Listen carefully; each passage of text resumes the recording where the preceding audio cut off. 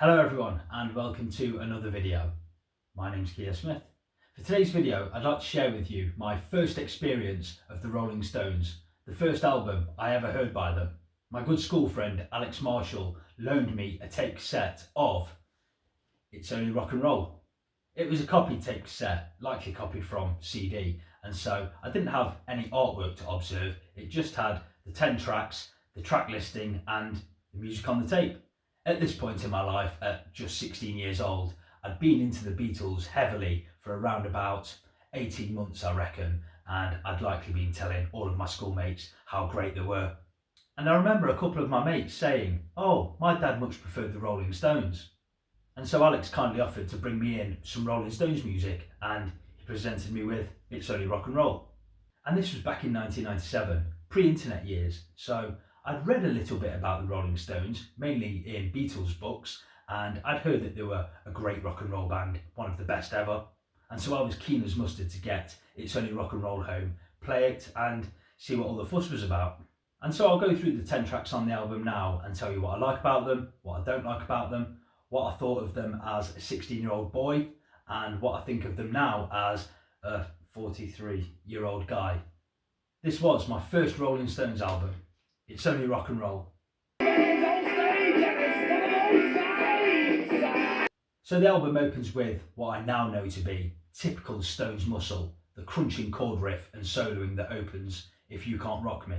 It's a bit playful and self-referential, and I've read in some places that some people think that Jagger's vocals sounds forced here. I've always loved it. I simply think that Mick's given it his best performance. It's rocking, it's raunchy. I loved it back then. I love it even more now. I think it's a really strong opener. Charlie's drum kick introduces Ain't Too Proud to Beg, which is a cover version of the song by The Temptations.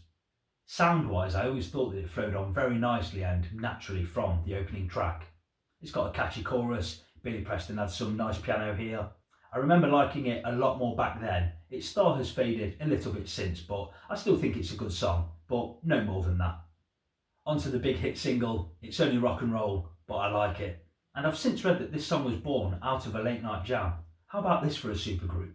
Mick Jagger, David Bowie, Ronnie Wood, and Kenny Jones on drums, and Willie Weeks on bass. And apparently the original rhythm track was kept and then built upon by the band. And I think it's a great song. It's a rousing anthem with a defiant chorus. To me, it's everything that's good about the Stones. I loved it back then and I still love it now. It's a big song. The next song, Till the Next Goodbye, was my pick of the bunch back then as a 16-year-old boy. I like the softness of this soulful ballad. I always loved that twang in Jagger's voice, and Mick Taylor's skillful guitar phrasing is so well placed and timed. It's beautifully done. And Nicky Hopkins plays some lovely piano throughout this song. It really gives the song that extra part that makes it great for me. I love the chorus. I think it's a great piece of songwriting. And as I said, back as a 16-year-old boy, this was my favourite song on the album. Now, I still think it's a great song, but it would be my third favourite song on the album because it's been superseded by the brilliant Time Waits for No One. I love Jagger's lyrics here as he lists these weighted observations. And the lyric that always stood out to me back then was, "Time can tear down a building or destroy a woman's face. Hours are like diamonds, don't let them waste." And now I rather like the lyric, "Drink in your summer, gather your corn, the dreams of the nighttime will vanish by dawn." And musically, take a bow Mick Taylor and Nicky Hopkins. They both play these beautiful ascending lines. Mick Taylor on guitar, of course, Nicky Hopkins on piano. But Mick Taylor, he covers some serious ground around that fretboard on this wonderful extended solo. It's absolutely sensational. Onto the song Luxury. What a great song this is. A true underrated gem. And whilst it's not my favourite, it doesn't detract from how enjoyable this song is. I love the sound of the guitars here. That rhythm guitar is superb and the soloing excellent. It's so upbeat and catchy and truly memorable. And I really like the playful cod Jamaican accent that Jagger puts on here. Make a million for the Texans, $20 me. And of course, Keith's also on vocal duties here, and I always love it when Mick and Keith sing together. The harmonies are loose and a little bit ragged, but no less brilliant for that. Ray Cooper adds some excellent tumbling percussive parts, and Nicky Hopkins again on piano here. Brilliant. I love Luxury. Always have, always will. Dance Little Sister is a good chugging rocker. Stones by numbers really, maybe even a bit throwaway, but it still sounds good. But it's got a good fast tempo to it, and I really like the bridge where Jagger balls makes my blood run cold, and then it goes into that sharp guitar solo. Very good. I must say I didn't think too much of it back as a kid, but I like it a lot more now. If You Really Want to Be My Friend is next, and back then as a kid this was a bit much for me. I found it all a bit schmaltzy and a bit too much. It has of course grown on me through the years as I've matured slightly. In fact I rather enjoy it now. It's a really nice soulful ballad with some lovely harmonies. And Nicky Hopkins again excels on piano here. He really was the sixth stone for this album at least. And now I really enjoy Jagger's performance on this song. I think he's putting a lot of heart and soul into it. And he does some great ad-libs towards the end of the song. Yeah, Mick's great on this. Shorts and Curlies is next, and I always like this. 2.5 minutes, in and out, no messing about. Good song. And some are of the opinion that these lyrics are a little bit silly, but certainly as a young kid singing She's Got You By The Balls, that was great to sing. But again, the guitars sound great here. That slide part's really nice, coupled with that constant soloing. There was a lot of effort put into this song, I think. Again, a little playful, but I really like it. But talk about saving the best till last. Fingerprint File. This is my favourite song on the album. Now, I must confess, back then I don't think I paid this too much mind. But what a song this is.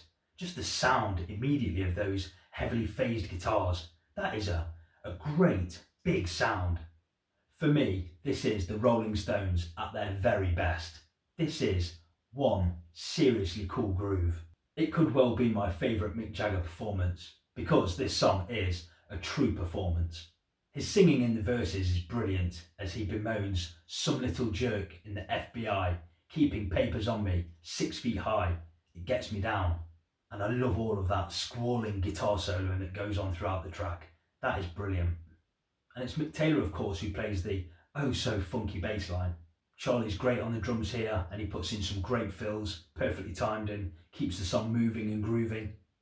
The band sound absolutely brilliant on that outro, but then it's all about Mick's performance. All secrecy, no privacy. And I strongly suspect that this brilliant theatrical performance came from the vivid imagination of Jagger.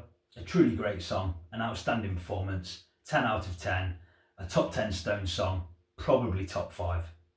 And that certainly closes the album in style. Listening to the album back then, I thought it was really good. I really enjoyed it. It's Only Rock and Roll, Till the Next Goodbye, Luxury were certainly the standout tracks for me. And I remember listening to the album a lot, maybe 4 or 5 times over a 7 to 10 day period before I had to give it back to my mate Alex. But as a first impression of the Rolling Stones, what I bought into, unsurprisingly, was Jagger's performances. Immediately I thought, he's a great singer, he's entertaining. But the guitar playing really stood out, the sound of the guitars, the way that they were styled from song to song. I didn't know who Mick Taylor was back then, but I certainly do now. He is brilliant on this album. And now, well, I've lived with this album for nearly 30 years. I love it even more now than I did back then.